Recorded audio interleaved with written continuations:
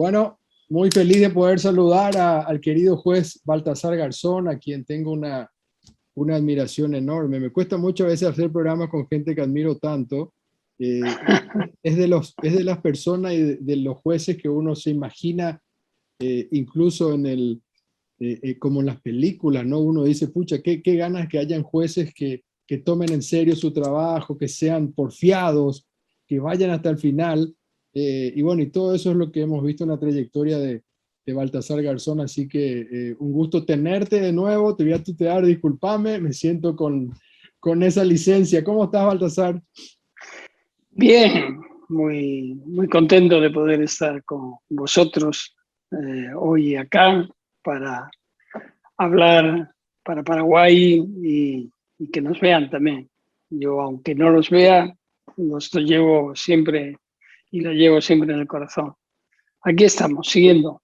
Muchas gracias. Sí, recuerdo cuando nos conocimos, estuviste en la radio, después se entregó un premio a Ñandutí, ¿no? A la trayectoria de la radio. Mi padre no pudo asistir, asistí yo, así que también fue un gran honor poder recibir de tus manos y con gente tan importante digamos, de la dictadura de Stroessner. Un tema que aquí, y podría arrancar por ahí brevemente, esto se me acaba de ocurrir nomás en esta presentación, Baltasar, que no así como en Argentina, acá en Paraguay el tema de la dictadura quedó flotando, como si nada hubiera pasado, es decir, no hubo responsabilidad y eso deja heridas y también como que aplaca las cosas para que el Partido Colorado en el gobierno y digamos el estronismo y toda esa dictadura como que no pasó nada de repente, incluso hasta en los libros, yo te cuento educación, aparece Stroessner, en ningún lado dice ni siquiera la palabra dictador y es muy importante, Bueno, ¿no? sí, como sabes, una trayectoria algo similar también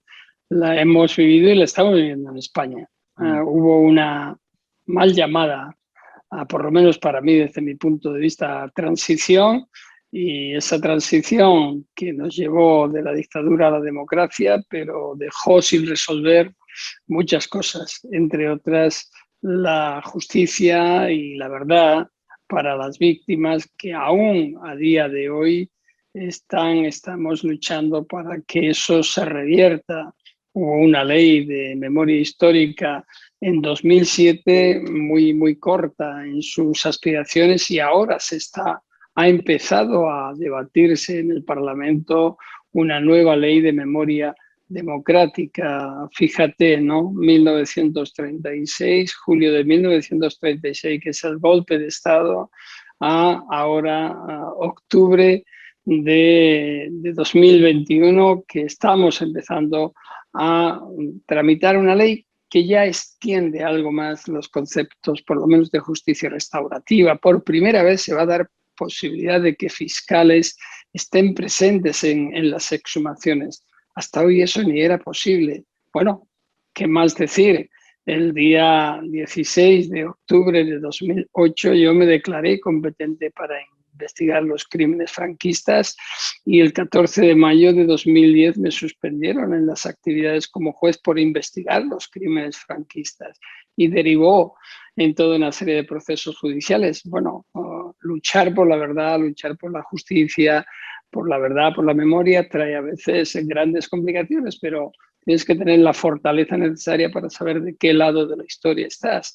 Un poco me pasa a mí, como a tu padre, como a ti, como a tantos otros luchadores en Paraguay que sufrieron las consecuencias, que continúan sufriéndolas, pero que nunca han dejado de luchar. La lucha por la justicia siempre es permanente y aunque se sufran miles de derrotas, hay que continuar hasta que consigamos que esto se revierta, ¿no?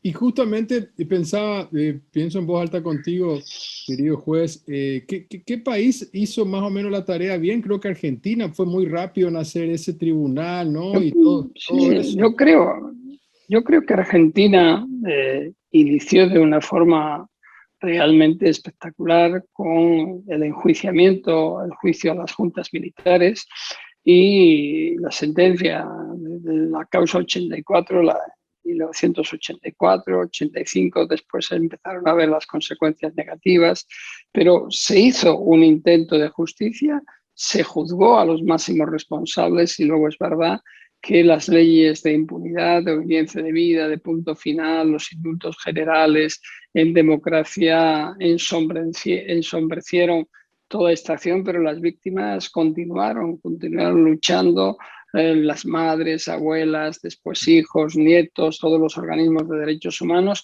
Y a partir de 2003, con la presidencia de Néstor Kirchner y las decisiones de anulación de las leyes de obediencia debida y punto final del 2005, ya se recomenzó una acción judicial contundente. En el ínterin, en medio, de alguna forma, algo tuve que ver en esa trayectoria, en esa historia, cuando los juicios de Madrid en 1996 se iniciaron y concluyeron en 2005 con el enjuiciamiento de Adolfo Stilingo y una serie de avances que yo creo que funcionaron al amparo de la jurisdicción universal, al menos reactivando o manteniendo esa acción de justicia cuando no se podía hacer por la legislación interna en Argentina y retomando lo que ya se había avanzado en España y continuando hasta el día de hoy con centenares de sentencias, de condenados, de juzgados y sobre todo con reparación intensa tanto por justicia, por verdad real y simbólica de las víctimas, y lo vemos en Argentina. Y eso ya es irreversible, porque incluso, como recordarás, cuando el gobierno de Macri trataron de revertir esta tendencia, más de 1 millón de personas en horas salió a la calle y tuvieron que dictar una ley para decir no, esto no lo podemos tocar, es una conquista del propio Estado, de la esencia del Estado, que es la ciudadanía, y por tanto no vamos a dejarlo. Ese es el camino. A veces cuando el olvido se instala, cuando la indiferencia toma posesión de las mentes de los políticos, de los responsables, pero también del pueblo, se consolidan situaciones que nos pueden hacer introducirnos en una dinámica peligrosa, porque se puede volver a repetir la misma historia, no suturar bien las heridas es muy peligroso, se pueden gangrenar y contaminar todo el cuerpo social. Me imagino, no sé, es justamente una pregunta en base a tu experiencia, ¿cómo hacer para ir en el pasado, ¿no? En hechos, por ejemplo, estoy pensando también en casos emblemáticos mundiales, cuando creo que se le llevó a Eichmann a Israel por el tema del holocausto, ¿no? O en Europa, cuando se habla de los casos de la ex Yugoslavia, de Kosovo, y todavía esas heridas no se han suturado, digamos, ¿verdad? ¿Cómo se hace para entrar en el pasado, digamos, cuando ya está establecido otra idea culturalmente, por lo menos, o quienes detentan el poder, o como se dice siempre, los triunfadores son los que escriben la historia? Sí, normalmente, aunque a mí me gusta mucho un texto de Stephen Zweig que habla de cómo sería el mundo si la historia la escribieran los perdedores, ¿no? Claro. Sería totalmente diferente. Yo creo que más cercana a la realidad. La importancia de estos hechos de acción de la justicia de forma permanente es que responden a la naturaleza de los crímenes cometidos y de la investigación de los mismos. Son crímenes imprescriptibles. Si en algo ha avanzado el mundo, más allá de los avances tecnológicos, ha sido en la definición de este tipo de conductas después de masacres históricas que nos llevaron prácticamente al borde de la extinción, o al menos de la extinción de los principios sobre los que se basa la raza humana. Estos crímenes imprescriptibles están ahí y unas veces de una manera y otras veces de otra sale la iniciativa de ajustar esas cuentas con la justicia, con la verdad. Yo creo que tienen una presencia permanente. No es que sean del pasado, ese es el planteamiento de quienes quieren introducir el olvido como norma, ese olvido oficial que es como a machetazos, que lo introducen y lo quieren inocular diciendo todo pasó, todo es el pasado, ahora estamos en una dinámica distinta, a las pandemias es lo primero, todo. Sí, claro que sí, ¿cómo no va a ser lo primero la pandemia? Pero hay capítulos que están bordados y de una u otra forma tienen una relación concatenada con el modo de enfrentar los nuevos desafíos. Si un pueblo no ha sido capaz de enfrentarse a la historia y al pasado de dolor, de dictadura, de represión, de tortura, mal se va a poder enfrentar a los desafíos actuales en que se nos presentan estas mismas situaciones vestidas de otra forma. Por tanto, yo creo que ajustar esas cuentas a través de la verdad, de la justicia, que puede ser de muy distintos niveles, retributiva, restaurativa, fortalece. Es lo que nos fortalece y es lo que nos da energías para afrontar cualquier reto y cualquier desgracia que se nos venga enfrente. En mi vida personal, profesional, siempre lo he tenido muy claro en este sentido y de alguna forma por lo menos es lo que me da energías para continuar ya en una mayoría de edad bastante abundante, como ves por las canas, ¿no? Ya, el día 26 de este mes ya cumplo 66 años, o sea que... Se te ve muy bien igual, se te ve muy bien, gracias a Dios, se te ve muy bien. Y esto de que empezamos a hablar fuera de todo lo que anoté, porque nada de lo que anoté está aquí, me gusta mucho también. Y hablando de esa reparación, como vos lo planteás justamente que hay como un interés de olvidar a propósito, digamos, ¿no? Adrede. También te quiero plantear dos hitos. Una me pasó cuando fui a China, la única vez que fui a China en el año 2002. Recuerdo que estábamos yendo a la muralla china y uno que hacía intérprete, un chino por supuesto, que había estado en México y me había hablado, y empezamos a hablar de Japón, ¿no? Y él empezó casi a llorar en un momento dado cuando me habla de los 20 millones de muertos chinos en manos japonesas y cómo nunca Japón pidió disculpas ni admitió siquiera esto, ¿verdad?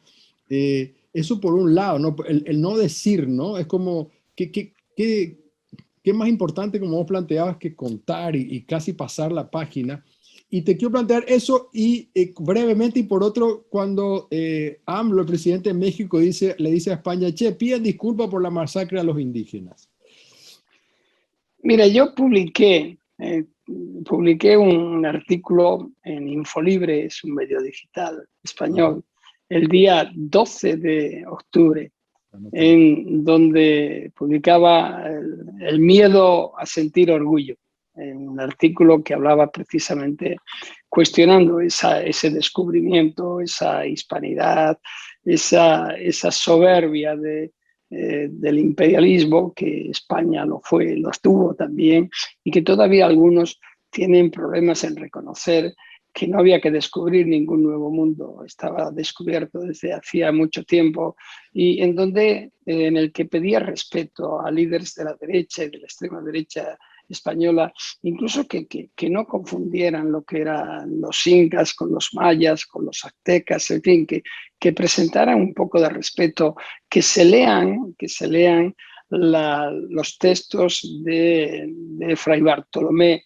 de las Casas, una crónica de las Indias, en que en el siglo XVII ya dijo lo que estaba ocurriendo allí, que seamos más humildes, imperios como el de Bélgica, que todavía está también por pedir perdón con las masacres que se hicieron en Congo, y que no está de más pedir perdón, pero pedir perdón es algo mucho más positivo y proactivo que simplemente decir pido perdón por aquello. No, es siempre algo activo, hacia adelante, constante, permanente. Hay que demostrar ese perdón que se pide con hechos positivos. No basta con decir, bueno, pido perdón. Hay líderes españoles como José María Aznar que todavía ni siquiera han pedido perdón por habernos metido en una guerra como la de Irak.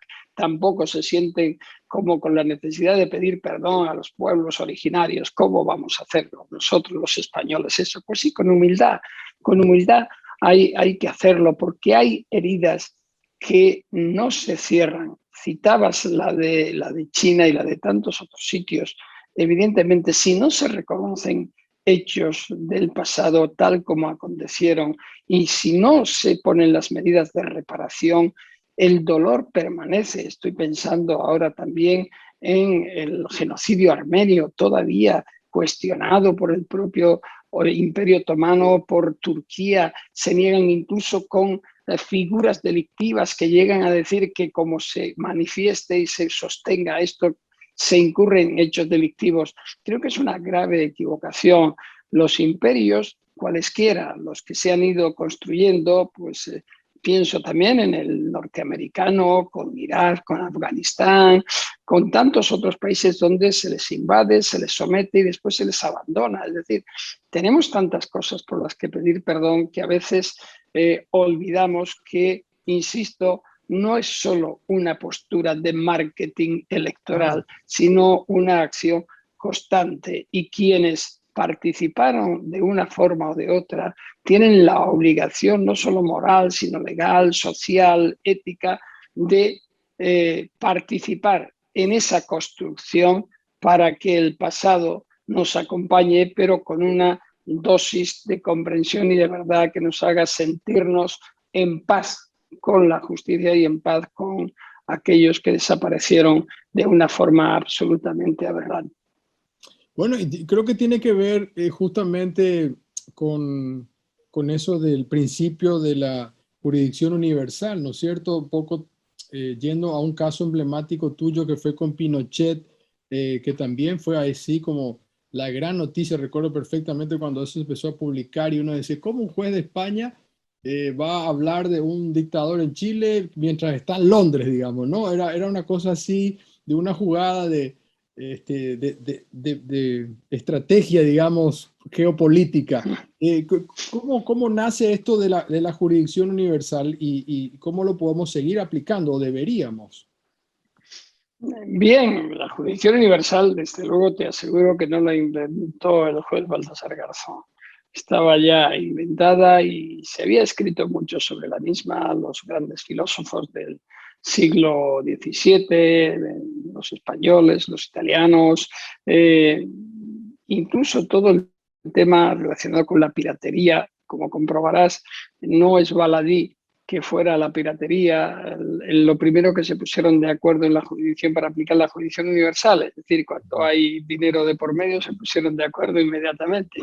Pero luego se dieron cuenta que había problemas también diplomáticos y cuando comenzó a funcionar, expandiéndose a otros crímenes como los crímenes de lesa humanidad, como los crímenes de genocidio de los que antes hablábamos, de esos crímenes imprescriptibles, comenzaron a sentir la necesidad de que estos crímenes no quedaran impunes ni exclusivamente sometidos a tribunales penales internacionales como fue el de Nuremberg, como ahora es la Corte Penal Internacional, sino decir, vamos a dotar de un último reducto de protección a las víctimas. Es decir, cuando no sea posible aplicar esa justicia penal internacional o en el país no se puede hacer porque hay una dictadura o porque es imposible o porque no hay medios o porque no se quiere, tiene que haber una posibilidad para que se haga justicia. Ese es el sentido de la jurisdicción universal.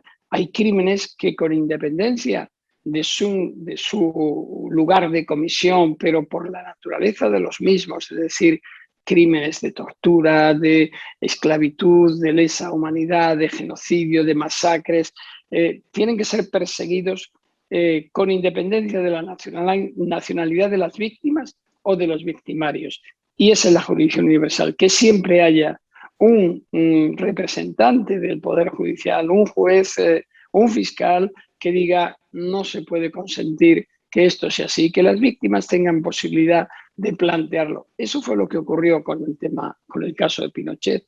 Víctimas de la dictadura chilena e incluso asociaciones como la Asociación Progresista de Fiscales en España presentaron esa iniciativa, como la habían presentado meses antes en el caso de la dictadura cívico-militar argentina, y se puso en marcha. Solo ¿qué aporté yo por haber sido el primero? Pues que me creí que las leyes están para cumplirlas y que las leyes se deben de interpretar para proteger a las víctimas. Y quizás, solo quizás, pero en mi caso lo tengo muy claro, para proteger a los más vulnerables. Y hacerlo sin trampa ni cartón, es decir, aplicando esas normas. Lo que ocurre es que muchas veces esas normas, quienes las aprobaron, lo hicieron para tranquilizar la conciencia, pero yo creo que no pensaron nunca en aplicarlas. Bien, pero están ahí y se pueden aplicar. Y lo pusimos en marcha. Y a partir de ahí, pues se sucedieron una serie de circunstancias que concitaron, no los astros, pero sí la voluntad judicial de distintos países. Y a la vez que en Chile los políticos decían que no, en España los políticos decían que no podían hacer nada por la independencia judicial, en Londres la política inicialmente de Stroh dijo hay que seguir adelante, otros jueces empezaron a actuar, los propios jueces chilenos dijeron, bueno, vamos adelante ya de una vez por todas, y al final los propios políticos chilenos era muy bonito ver a Lavín de la derecha, pinochetista, decir, no, que me traigan a Pinochet a Chile para juzgarlo. O sea, bueno, ¿qué conquista? No están reclamando al dictador, no para hacerle homenajes, aunque después se lo hicieran, sino para juzgarlo.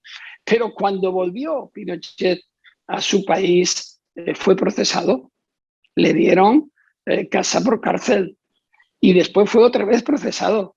Y si no hubiese muerto, paradójicamente, el Día de los Derechos Humanos el 10 de diciembre de 2006, hubiese sido sometido a proceso y hubiera habido una sentencia, probablemente condenatoria o no, pero habría tenido un juicio justo, lo que él privó.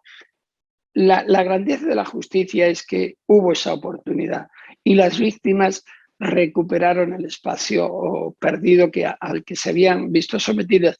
Y ocurrió también con la dictadura de Stroessner. Hay un procedimiento, se abrió un procedimiento judicial en Argentina al amparo de la Jurisdicción Universal contra funcionarios del stroessnerismo para que se pusiera en marcha la justicia de Paraguay. Es verdad que no con toda la energía que se pudo hacer, pero hubo reacción. Lo importante, como decía antes, es avanzar y creernos que la justicia está para beneficiar y proteger a los ciudadanos y no para proteger y generar impunidad para los poderosos. Absolutamente, no, el caso de Stroessner es increíble, ¿no? Que se toque en la Argentina, acá no hay ningún fiscal que todavía se haya dado cuenta de que existe esa causa o sencillamente miran para otro lado. Acá hay una palabra... Sí, porque además, Leo, se confunden las cosas, se apropian de los dictadores y de los represores de una forma que si fuera para juzgarlos yo lo entendería, pero es para protegerlos, para poder decir no, es que es la territorialidad, es que es la soberanía. Ok, pues entonces júzguenlos, pero no digan que es soberanía y territorialidad para proteger. Y frente a esto, las víctimas, ¿qué protección tienen? Es vergonzoso. Si lo piensas, es terrible. O sea, es el afán de proteger a quien depredó, asesinó, torturó u ordenó que lo hiciera. Es todo absolutamente inverosímil. Debería de ser al contrario. El sentido de la justicia, el sentido de la naturaleza humana tendría que ser al contrario. Es un tema que yo lo he pensado muchas veces. ¿Qué ocurre en nuestras mentes cuando nos dejamos convencer o se dejan convencer de este tipo de discursos bajo el argumento de decir, no, es que si se abren viejas heridas, oiga, pero pregúntele a quien está sufriendo si se ha cerrado su herida o sencillamente se la han taponado porque no hay otro remedio, ¿no? Para él. Así es, claro que sí, estoy 100%. A mí me pasó eso cuando estuve en campaña política. Algunos me decían, no vayas a hablar de Stroessner porque podés perder votos. Le digo, pero ¿cómo no voy a hablar de Stroessner? ¿Y cómo no voy a hablar del hijo del secretario de Stroessner que hoy es presidente aquí en el Paraguay? O sea, eso sería traicionar mi conciencia, ¿no? Y permíteme, Baltasar, hacer una brevísima pausa y ya volvemos.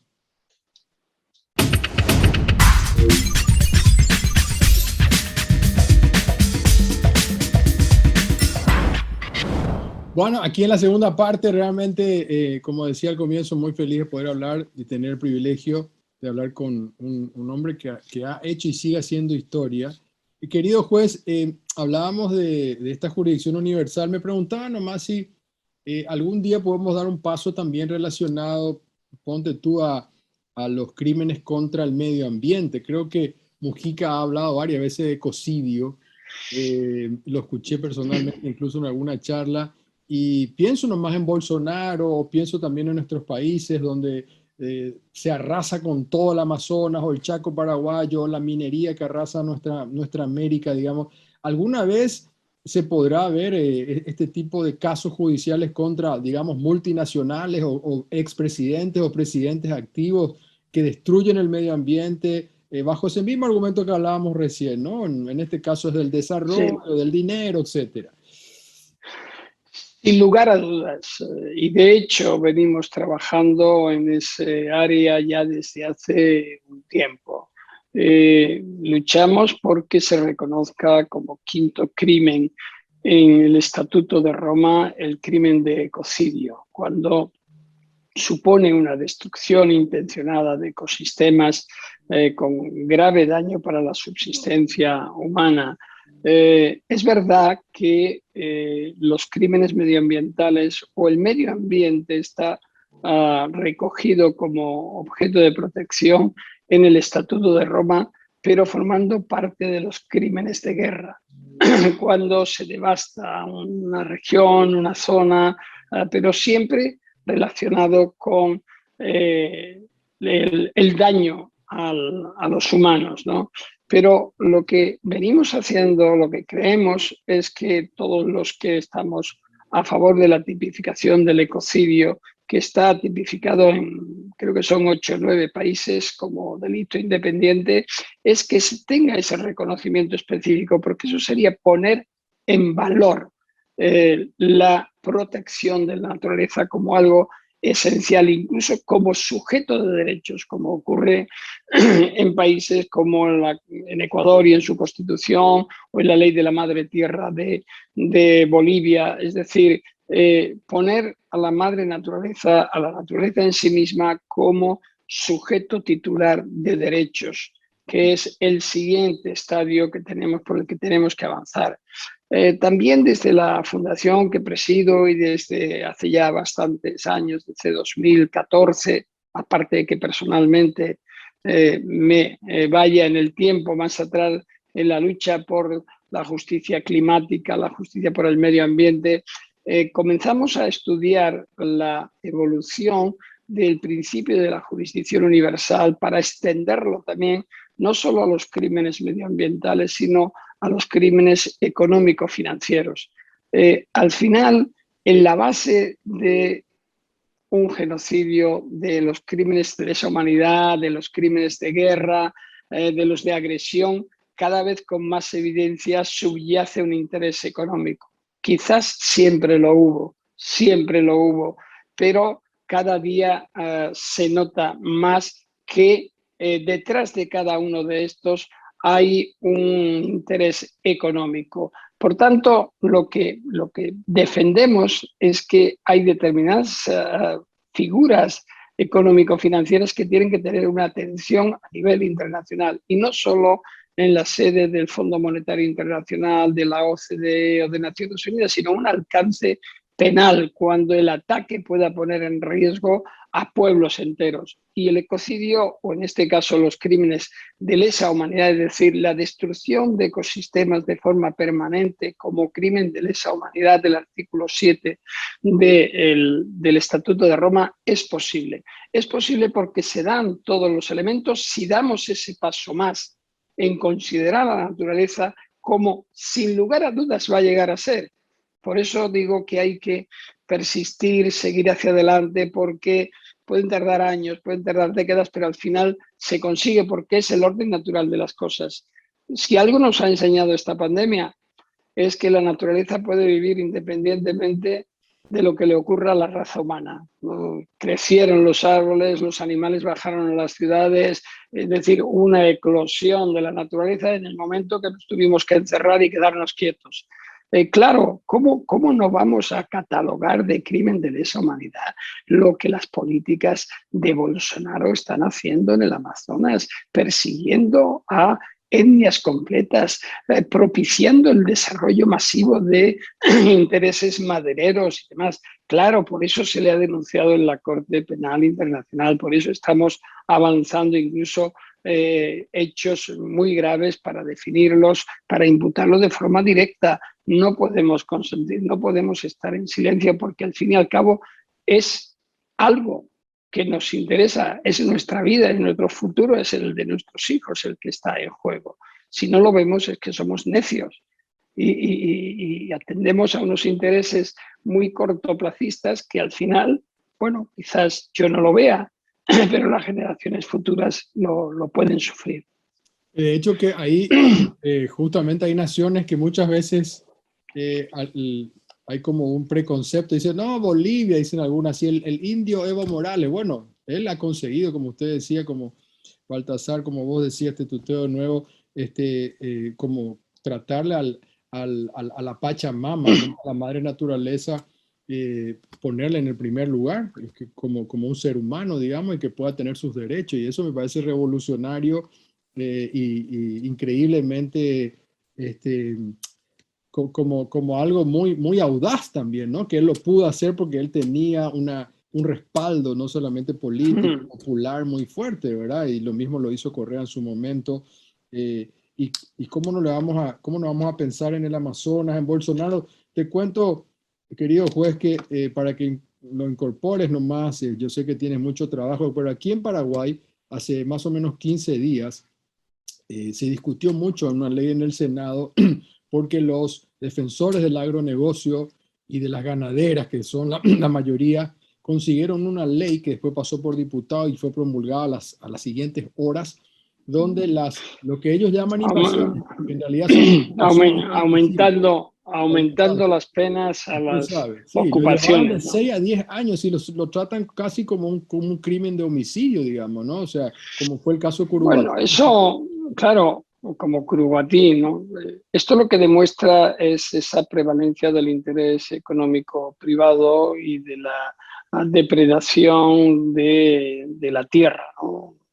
Si pasamos de la soya a las explotaciones ganaderas masivas sin cuidar ni tener en cuenta qué es lo que puede soportar la tierra, y solamente interesan una obtención de fondos que resultan absolutamente inaceptables para la mayoría de los ciudadanos, y se olvida que hay gente que se está muriendo de hambre, que hay gente que no puede subsistir, mientras que otros están totalmente obteniendo un lucro aberrante, que la desigualdad es de tal manera que no se puede soportar. Y entonces, ¿hasta qué punto se puede justificar que se eleven las sanciones penales, además, y no abordar una solución concordada, una solución de fondo que analice las causas, que aclimate, que trate de que esa desproporción, esa brecha tan brutal que hay, se disminuya?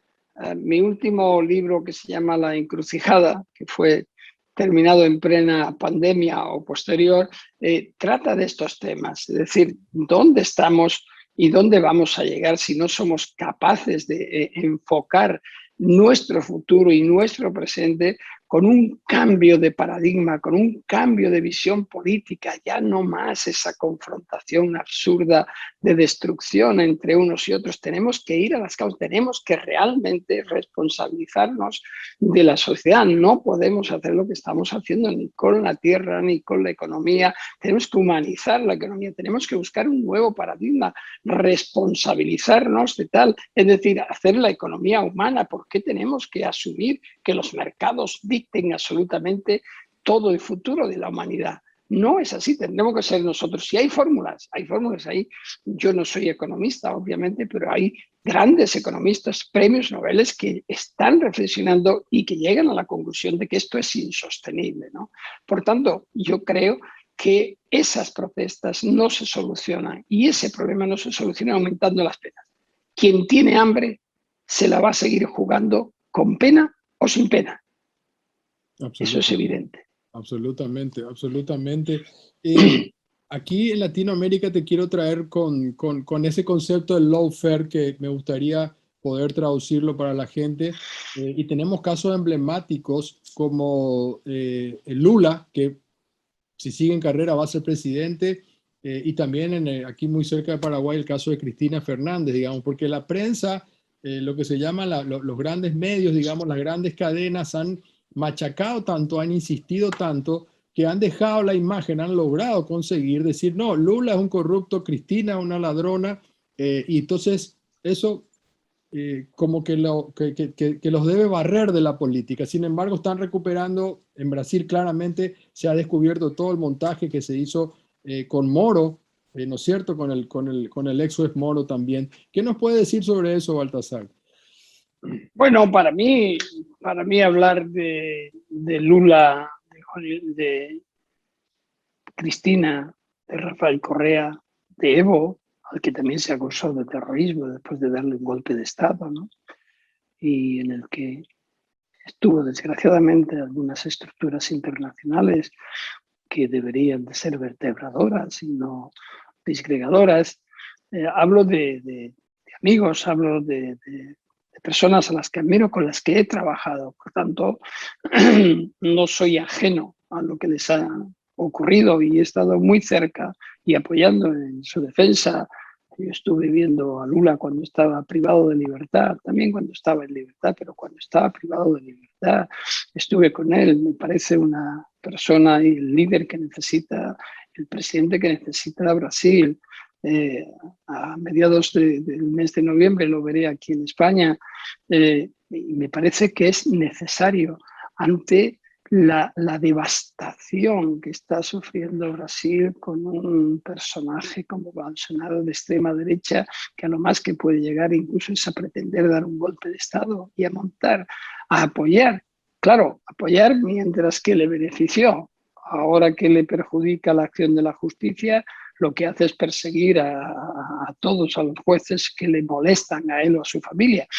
Y utilizar, como utilizó el juez Sergio Moro, artes que estaban fuera de la legalidad, lo que ha producido es una desconfianza absoluta en la justicia y prestar la justicia a intereses políticos. Ese es el lawfare, la guerra jurídica, utilizar el derecho en vez de un instrumento de pacificación y de progreso en un arma para utilizarla políticamente en contra de aquellos de los oponentes. Y es tan grave para los políticos como para los jueces que se dejan instrumentalizar.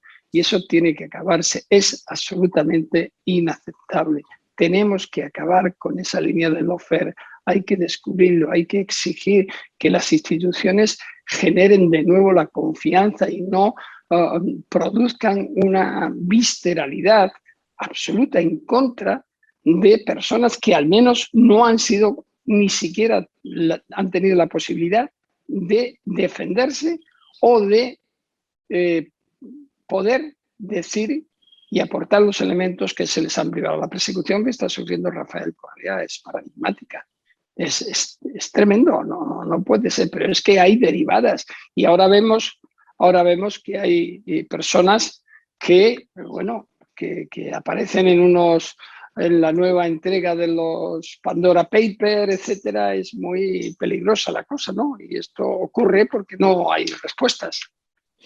Ya estamos terminando la entrevista agradeciéndote. Hablamos muy poco, pero a ti también te aplicaban el lawfare, ¿no? Por eso te expulsaron de la carrera judicial. Sí. No, afortunadamente, bueno, el Comité de Derechos Humanos de Naciones Unidas el mes pasado dictó o final de agosto, dictó una resolución, un dictamen donde se dice que la sentencia que yo sufrí fue arbitraria, parcial, que no hubo previsibilidad en la conducta, que tenían que haberse abstenido varios magistrados, que el delito no existía. Bueno, de alguna forma es una reparación que veremos el recorrido que tiene, pero por lo menos, como yo siempre he dicho, cuento una anécdota personal y mi madre va a cumplir 92 años y cuando le di la noticia ella grabó un mensaje por vídeo para la familia y dijo, bueno, hoy el Tribunal de los Derechos Humanos de Naciones Unidas le ha dado la razón a mi hijo. Dios me ha dejado viva para ver este momento. Bueno, en eso va el mayor de los reproches del daño que genera a veces la justicia por el mal uso del derecho. Qué lindo mensaje, realmente, qué bonito de tu madre y qué bien que se da de sentir, ¿no? Tanto ella como vos en esta situación. Solamente preguntarte si te has planteado volver a la carrera judicial, si se da esa reparación a nivel interno, digamos. Sí, sin lugar a dudas. Lo haré, por lo menos para reivindicar lo que es una reparación integral, que es lo que dice el comité, una reparación integral. Creo que fue injusto lo que ocurrió, pero, bueno, utilizando el refranero español, agua pasada no mueve el molino, de modo que lo que ocurrió, no quiero que desaparezca. Yo digo, la sentencia que se quede ahí, pero a su lado el dictamen del comité, para que siempre quien quiera leerlo que vea la vergüenza de lo que es una resolución judicial que nunca se debía haber producido. Sí, volver y luego la vida continúa, ya veremos, quedan muchas cosas por hacer. Y quedó mucho por hablar de terrorismo, narcoterrorismo, ETA, terrorismo de Estado, corrupción política, bueno, tantas cosas. ¿Te gustó Fariña? ¿Te gustó la serie, haber participado? Sí, bueno, esta lo representa bastante bien. Sí, estuvo muy entretenida. Eso fue una historia y una época muy dura en España, pero que afortunadamente entramos en el momento que había que entrar y le plantamos cara, sobre todo no para acabar con el narcotráfico, pero sí para que aquellos que se habían adueñado de las calles tuvieran que desaparecer y que la ciudadanía, las víctimas, volvieran a recuperar el derecho a ser ciudadanos y no a estar sometidos a quienes le obligan con acciones delictivas. Un gusto, Baltasar, un honor estar contigo. Te agradezco mucho de Paraguay para nuestra audiencia y de la audiencia. Un fuerte abrazo desde aquí. Un abrazo muy grande. Chao.